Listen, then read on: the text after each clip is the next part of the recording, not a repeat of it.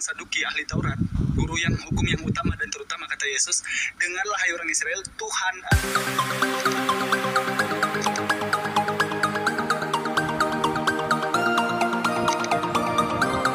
Allah kita, Tuhan itu esa. Kenapa ngaco ini Elai ini? Kenapa tiba-tiba itu berubah kalimatnya di 1 Korintus 8 nomor 6? Bagi kita hanya ada satu Allah saja yaitu Bapa, dan satu Tuhan saja yaitu Yesus. Padahal Yesus bilang Tuhan Allah kita. Tidak pernah dipisahkan, bilang Yesus, Tuhan kita Allah dan Tuhan Allah kita Bapa dan Tuhan kamu saya. Tidak ada. Yesus bilang begitu, Bang Huli. Tidak ada. Ngaco ini Ilahi. Sehingga ini juga tantangan saya ini yang besar-besaran ya. Tidak tahu, mungkin kalau 1 juta mungkin lah, atau 3 juta lah saya transfer ke rekening. Kalau ada yang bisa membuktikan Theos, Kurios itu menjadi Tuhan dan Allah, sehingga King of James Version, Lord atau God, coba kamu translate, itu semuanya Tuhan. Tidak ada Allah di situ. Tapi kenapa Elail terlalu ngaco? Tiba-tiba ada kata Allah 3.974 kali di Bible. Maka dari sinilah kemudian Bang Holi kita berpikir, apakah ini firman dari Tuhan atau ternyata benarlah kata Lukas 1 nomor 1 sampai 4, hai Theophilus, setelah aku menyelidiki segala segala kitab itu dari awal mula, maka aku mengambil keputusan untuk membukukannya dengan teratur bagimu. Hasil penyelidikannya Lukas, Kisah Para Rasul 1 nomor 1 sampai 4 juga. Sedang kata Yohanes, bahkan di situ dikatakan oleh Lukas, aku telah menulis semua ajaran dan pekerjaan yang diajarkan oleh Yesus. Di situ ayatnya ada. Ketika kita membaca Yohanes 21 nomor 25, kalau ditulis semua apa yang dikerjakan dan diajarkan oleh Yesus itu, satu dunia pun tidak dapat memuat kitab itu. Bagaimana dengan Pak Lukas? Dalam bukunya yang pertama, Bang Holi, bukan kedua, bukan satu losen, bukan satu kampung, bukan satu negeri, bukan satu daerah. Dalam bukuku yang pertama, aku telah menuliskan semua pengajaran dan pekerjaan yang diajarkan oleh Yesus. Bayangkan.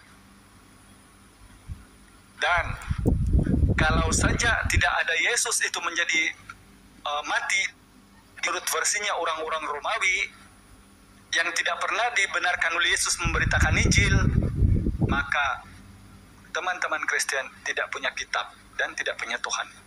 Adanya Tuhan sekarang karena menurut Romawi Yesus itu harus mati di kayu salib untuk penebus dosa kepada manusia.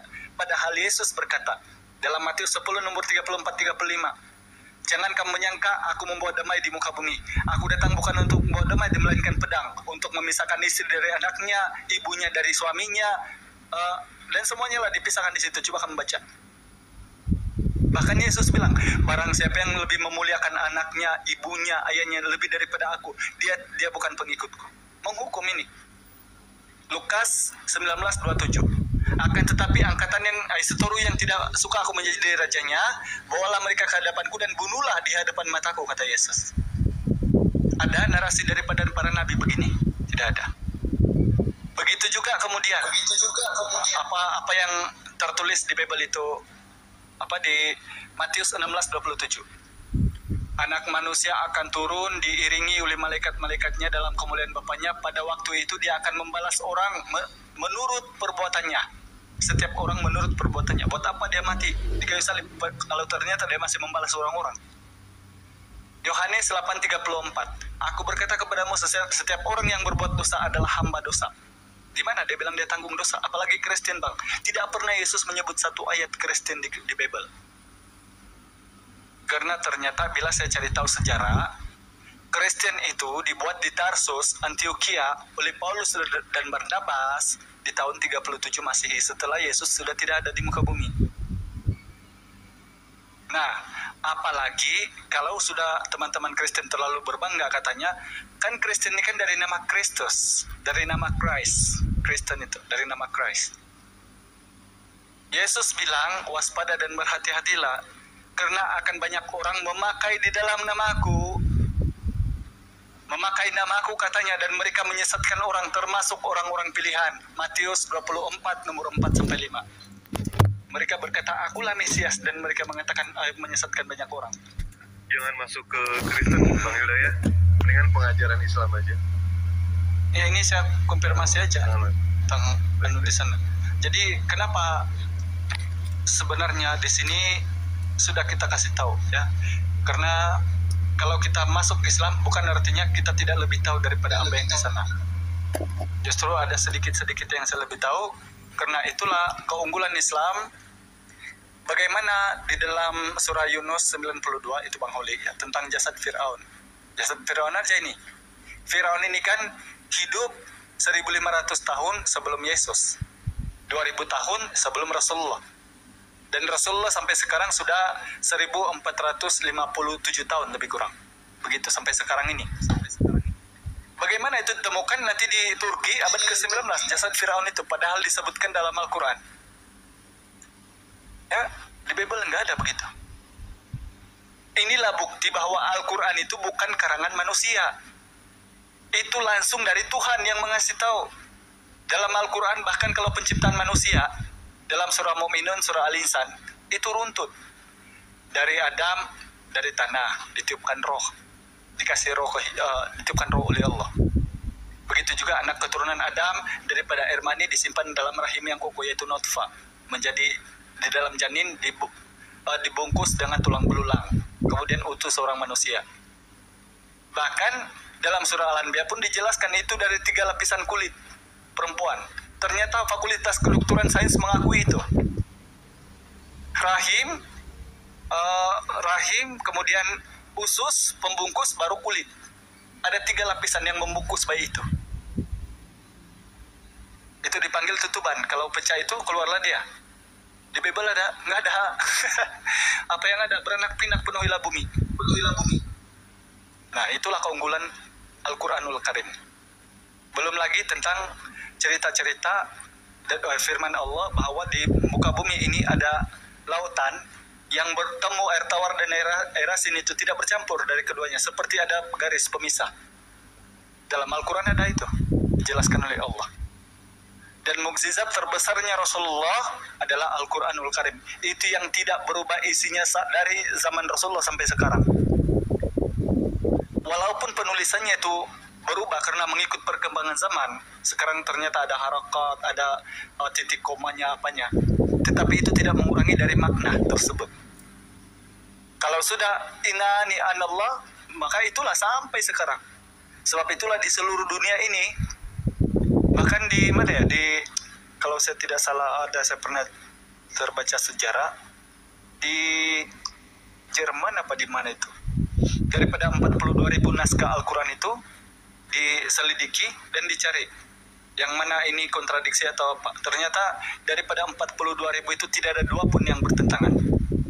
Sebaliknya kitab di sebelah 24.000 saja, bukan 42.000, 24.000. Dan disandingkan, ternyata tiada 2 pun yang sama. Nah inilah dia keunggulan Al-Quran. Yang sampai sekarang ini, mukjizat terbesarnya Rasulullah yang tidak boleh diutak-atik, tidak boleh diubah oleh manusia, itu hanya Al-Quran. Kenapa? Dijamin oleh Allah dalam surah Hizr 15 ayat 9. Atau di Al-Qiyamah di 17-18-nya. Bahwa Allah langsunglah yang menjaga Al-Quran itu dalam hatinya Rasulullah. Sebab itulah orang-orang Islam kalau dipadam pun dihapus pun semua Al-Quran, orang-orang Islam sudah hafal. Tetapi kalau kitab sebelah bahasa Melayu, padahal saya putung jari saya satu kalau ada satu uskup menghafal 1 baris itu, padahal bahasa Melayu itu. Nah inilah dia keunggulan daripada Al-Quran itu. Oke Bang, thank you Bang. Sekarang ada pertanyaan buat Abang, karena kan Abang pernah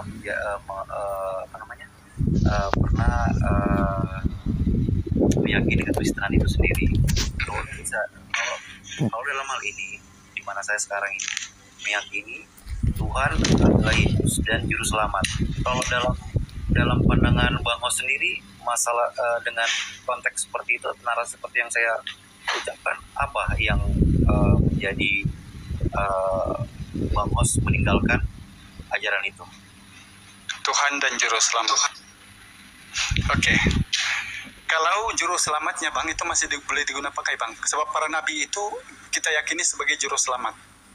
Karena daripada ajaran mereka itu kita selamat kalau mengikuti ajaran mereka. Seperti yang Yesus bilang dalam Yohanes 14 nomor 12. Nah, kalau Tuhan ini tidak boleh Bang. Karena Tuhan ini kan yang berkuasa, sang penguasa. Atau lebih tepatnya sebagai sang sesembahan. Gelar sang sesembahan. Tuhan itu. Nah, kenapa dia tidak boleh disematkan kepada oknum ini sebagai Tuhan? Karena apa? Beberapa poin ya yang saya mau kasih tahu. Kenapa dia tidak boleh didudukan itu? Karena ternyata seorang Tuhan mana mungkin berkata-kata, hal duduk di sebelah kanan dan kirinya, dia tidak berhak memberikannya. Itu disediakan kepada bapaknya, daripada bapaknya kepada siapa yang dia kehendaki. Dalam Markus 10:40, Matius 20 nomor 23. Kenapa tidak boleh disandingkan dia sebagai Tuhan? Karena di di Matius 19 nomor 17, dia itu bahkan berkata begini ya, apa sebabnya? Sebabnya engkau bertanya tentang baik, katanya ya. Tidak ada yang lebih baik, tetapi kalau kamu ingin masuk dalam hidup yang kekal, turutilah perintah Allah saja. Begitu juga di Markus 10:18, Lukas 18:19, Yohanes 17 nomor 9, aku berdoa hanya kepada mereka. Di Matius 19:28 dia menghakimi hanya kepada 12 suku Bani Israel. Di Yohanes 5:30, aku tidak bisa berbuat apa-apa dari diriku sendiri. Dan begitulah di Yohanes 12:49-50. Jadi kalau untuk Tuhan tidak boleh kita sandingkan kepada dia. Dan disitulah tempatnya kenapa saya tidak percaya dia sebagai Tuhan. Sebab dia adalah utusan Tuhan. Oke, izin host. Ya, mau tidur lagi. Kayaknya memang dokter entah apalah. Intelektual dalam agamanya tuh sangat jelas banget gitu. Entah apa aku pun nggak tahu. Pada intinya di sini banyak ilmu dan barang siapa yang mau diskusi, ya kan ilmu kalian daripada nanti dipermalukan. Terus buat Mbak Mahadewa, terima kasih tamparannya untuk saya pribadi, ya kan. Pada intinya sholat itu lebih utama. Terima kasih tamparannya tadi, itu sangat menyentuh banget gitu. Terima kasih Bang Mahadewa. Ya semuanya izin. Assalamualaikum. Waalaikumsalam warahmatullahi wabarakatuh. Oke, izin sedikit Bang Hos sama Bang Dewa. Sebelum saya ke Bang Dewa, saya ada pertanyaan sedikit sama Bang Hos. Dalam kekristenan saya meyakini bahwa apa yang dikatakan Yesus Kristus yang saya yakini sebagai Tuhan, dia bisa menghidupkan orang yang mati. Yang kedua, dia bisa menyembuhkan orang yang dalam keadaan berpenyakitan. Itu apakah suatu mukjizat atau memang itu keilahian Yesus menurut Anda? Saya yang jawab atau siapa yang jawab? Bang Hos, karena kan Bang Hos kan pernah mengimani kekristenan, Bang. Bang Dewa nanti pertanyaan masalah keislaman, boleh Bang ya? Iya. Jadi boleh. Ini juga memang perlu ditanya ini ya teman-teman. Kalau memang mau mencari tahu, alhamdulillah, insya Allah saya akan jabarkan. Kalau pertama tentang menghidupkan orang mati dan boleh kita sandingkan dia sebagai penguasa, itu tidak boleh. Karena apa? Di Bible itu sendiri kalau kita buka di 2 Raja-Raja nomor 1, ayat 1 Raja-Raja nomor 2 sampai kepada 28 atau sampai di 2 Raja-Raja 11. Itu bahkan kalau di situ Nabi Ilyasa itu menghidupkan beberapa orang itu. Termasuk juga yang dari tulang itu. Bahkan Paulus juga ternyata menghidupkan orang mati. Begitu juga Matius. Petrus menghidupkan orang mati. Itu di Kisah Para Rasul 22 nomor 9 kalau tidak salah itu ayatnya. Nah, kalau satu-satunya Yesus itu menghidupkan orang mati dan dia dipanggil Tuhan, maka ternyata iman saya yang selama ini percaya yang demikian karena saya tidak membaca Bible. Sementara itu adalah dogma. Namun setelah saya membaca Bible, itu ternyata karena izin Allah. Mana ayatnya? Yohanes 11:39.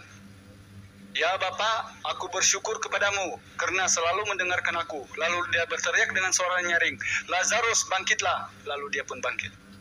Dia bersyukur kepada Bapa. Kalau dalam surah Al-Imran, dia diismilah dari izin Allah. Diismilah karena izin Allah.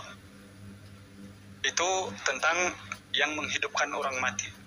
Dan kalau boleh saya kerucutkan sekalian, ada lagi narasi dari teman-teman daripada dogma, dia itu bangkit dari antara orang mati. Ternyata bila kita membaca Bible, dia itu bukan bangkit tapi dibangkitkan. Roma 10 nomor 9. Roma 14 nomor 9. Dia dibangkitkan, dia bukan dia bangkit sendiri. Kalau yang bangkit sendiri, kamu baca di Matius 14 nomor 2. Itu Yohanes bangkit dari antara orang mati, itu baru benar. Tetapi kalau Yesus dalam Matius 27, 52, 53, dia bangkit bersama orang-orang kudus. Apalagi, satu menghidupkan orang mati, kedua bangkit dari antara orang mati. Keimanan teman-teman Kristen yang lain mengatakan bahwa Yesus ini boleh dianggap Tuhan karena dia itu lahirnya tidak punya ibu, gitu, tidak punya ibu, ya, tidak punya bapak, hanya ibu kan gitu, terlahir ajaib. Sementara kalau kita lihat kronologi penciptaan tentang Nabi Adam di Bible di Kejadian 2, itu kan dari debu tanah, tidak punya ibu, tidak punya ayah, dia ditiupkan roh kehidupan dari Allah, baru bangkit menjadi manusia, walaupun belum tahu apa-apa sebelum memakan pohon pengetahuan itu. Nah, ada lagi framing mereka yang ketiga, yang keempat, karena Yesus itu naik ke surga. Naik ke surga katanya. Ini bukan inilah dogma lah, ya dogma. Katanya Yesus itu naik ke surga. Ternyata bila saya baca Bible, bukan Yesus itu satu orang naik ke surga. Kalau kamu baca di Kejadian 5 nomor 24 itu Henok langsung ke surga, itu tidak melalui kematian, tidak melalui tinju, ludah dan sebagainya, langsung ke surga. Nabi Elia di 2 Raja-Raja 11, 2 nomor 11, itu juga naik ke surga bersama angin badai, langsung ke surga, tidak melalui tinju, tidak melalui mati. Ini bahkan ternyata Uranus itu adalah langit, bukan surga. Maka betullah apa yang dikatakan di Kisah Para Rasul 7:55, Stefanus yang dipenuhi Roh Kudus menatap ke langit katanya, dan melihat Yesus duduk di sebelah kanan Allah Bapa. 1 Petrus 3:22, Petrus melihat Yesus duduk di berdiri di sebelah kanan Bapa. Markus 16:19, Yesus di pangkuan Bapa. Ternyata ketika Rasulullah Isra dan Mi'raj, maka dia melihat Nabi Isa dan Nabi Yahya di langit kedua. Uranus, langit, bukan surga. Nah, ini poin-poin yang saya kasih tahu sama Anda. Mudah-mudahan Anda tahu bahwa memang menyakitkan, Bang. Qulil haqq walau kana murran. Memang kebenaran itu kadang-kadang menyakitkan. Bahkan saya dulu itu hampir-hampir juga gitu kan. Tapi alhamdulillah bila saya membaca literasi semakin jauh, sampai 2 tahun saya membaca ulang-alik Bible itu, alhamdulillah saya makin kuat dengan Islam. Bahkan ibu saya itu juga pernah saya dibuangkan pakaian itu pukul 3 pagi, diusir saya dari rumah. Tapi saya tekad dengan bismillah, saya pulang 2 tahun kemudian mereka semuanya bersyahadat. Saya tidak pernah melalui beruntung yang kalian sekarang ini, karena diskusi-diskusi seperti ini orang-orang menerangkan langsung ayat-ayat apa yang kontra dengan keimanan, apa yang tidak benar yang dijalani, langsung dikasih tahu. Kalau saya dulu tidak ada, saya hanya mencari sendiri, itulah satu-satu hal yang saya cari. Kenapa di gereja ini ajaran saya begini? Sebab saya seorang pemain gitar gereja. Ternyata ada coloring untuk kebaktian besoknya, kami belajar waktu malam sampai pukul 12. Itu yang saya cari. Ternyata tidak ada di Bible begitu ajarannya. Begitu, Bang. Oke, silakan yang lanjut. Baik. Silakan. Ada satu poin sebelum saya tutup, karena di Kalimantan sudah jam 4 deh. Sini pukul 5, Bang. Wow, mantap. Jadi untuk Abang Host paparkan nanti ke penonton di bawah ini, untuk non Islam ya. Jadi ada satu poin di pasal Yakobus ya, jadi Yakobus itu kan mengajarkan insya Allah. Nah, jadi nanti abang hostnya paparkan ke penonton nanti. Nah, maksud dari pasal itu apa tuh bunyinya nanti ya. Nah, jadi saya pamit dulu. Assalamualaikum warahmatullahi wabarakatuh. Waalaikumsalam warahmatullahi wabarakatuh. Jadi betul, itu terjemahan lama ya teman-teman. Saya rasa tahu itu Yakobus 5:15 itu. Saya pikir teman-teman tahu bahwa itu insya Allah. Kalau sekarang itu sudah diubah narasi yang sekarang, jika Tuhan mengkehendaki ya kalau sekarang itu.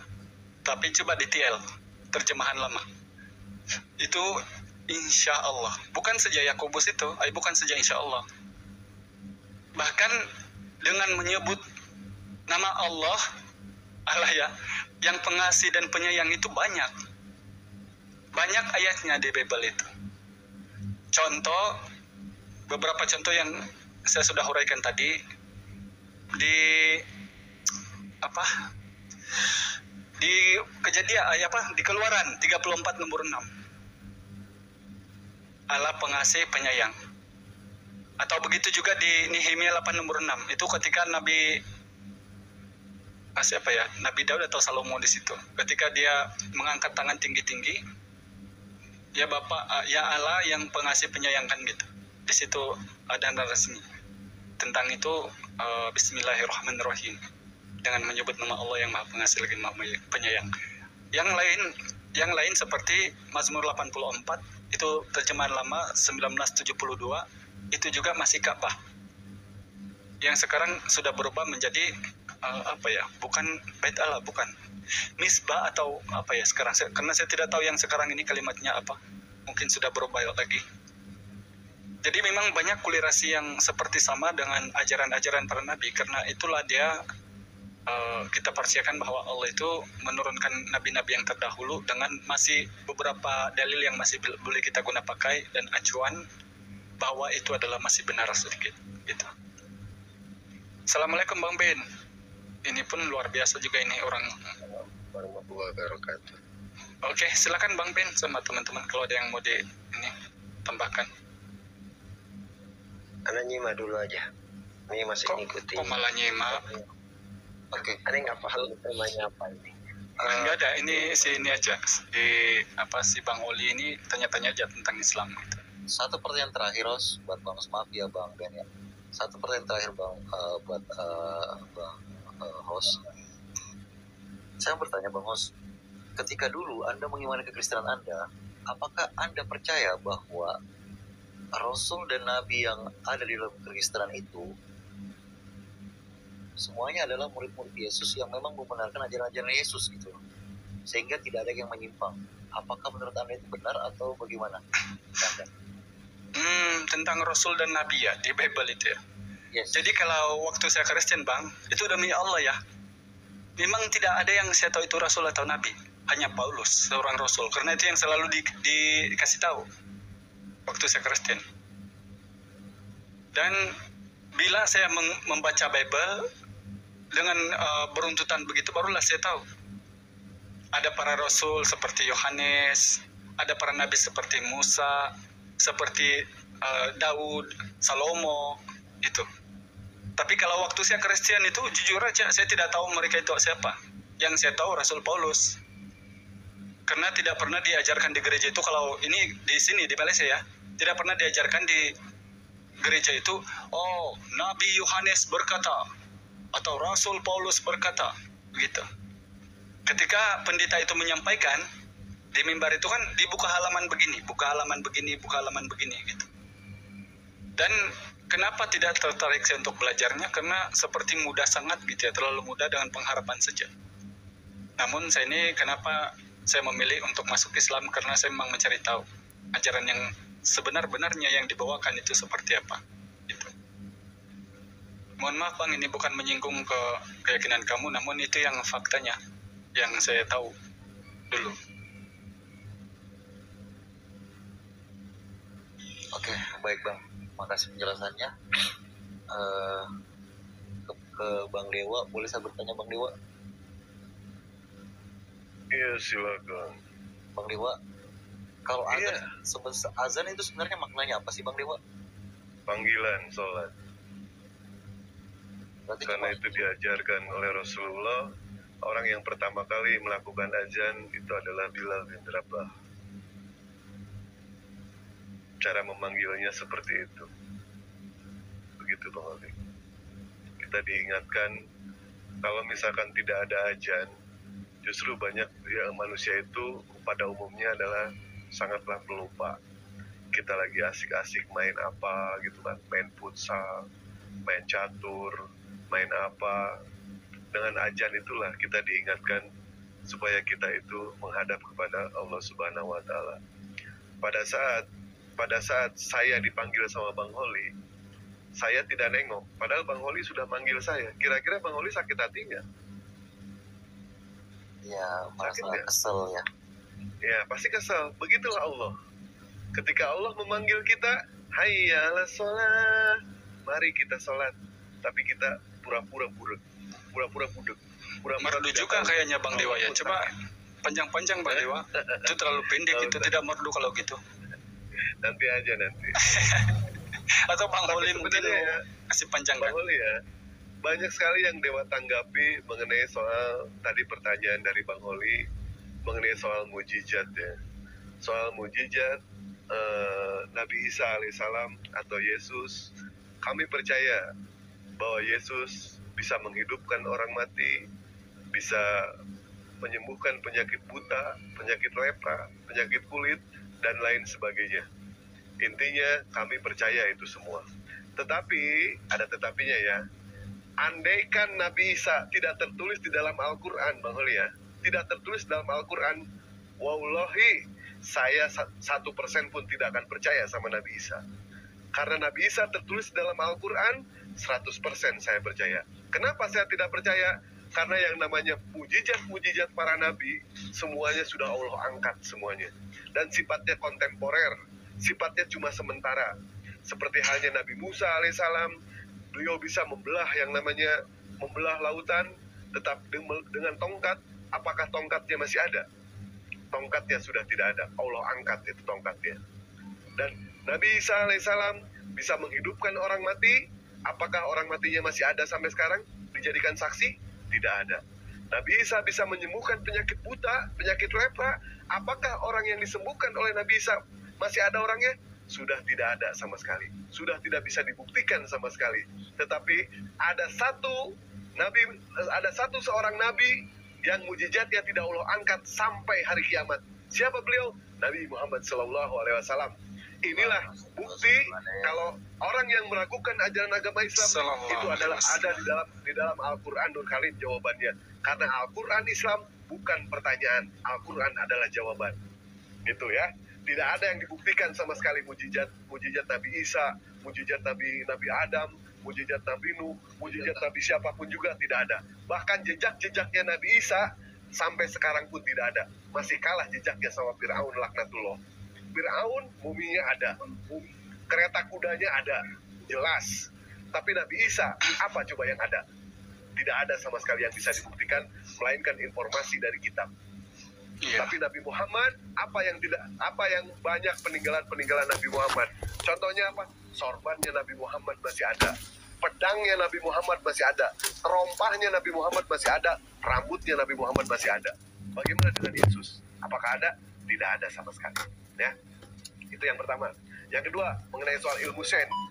Ilmu sen di dalam Al-Quran, seperti yang diceritakan sama Bang Al-Hidayah, seperti yang namanya, ada yang namanya apa? Api di dalam air, mumi Fir'aun. Ilmu sen di dalam Al-Quran bukan diperuntukkan untuk seorang Mahadewa yang sudah meyakini akan Al-Quran. Bukan diperuntukkan oleh seorang Bang Ben yang sudah percaya sama Al-Quran. Dan juga bukan diperuntukkan untuk orang-orang yang jauh dari peradaban yang sudah percaya akan Al-Quran. Tetapi ilmu sains di dalam Al-Quran itu diperuntukkan untuk orang-orang ateis, di mana dia tidak percaya akan keberadaan Tuhan. Al-Quranlah jawabannya. Ada di Al-Quran semua.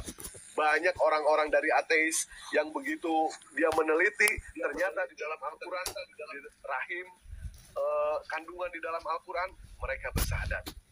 Seorang profesor yang menyaksikan yang namanya perpisahan dua air laut, dia bersahadat. seorang pilot astronot yang bernama Yang Lingwei tahun 2005 kemarin, dia dengan sombong mengatakan, aku adalah orang yang pertama mendengar kalau bintang itu mengetuk. Ternyata jawabannya ada di dalam Al-Quran, surah At-Tariq. Sampai dia itu kaget, dari mana Al-Quran bisa tahu? Sedangkan orang yang pertama mendengar adalah dia. Ternyata informasi itu datang dari yang Maha Pencipta, yaitu Allah Subhanahu wa Ta'ala melalui Rasulnya Nabi Muhammad SAW. Sampai detik itu orang itu langsung bertekuk lutut dan dia pun bersyahadat.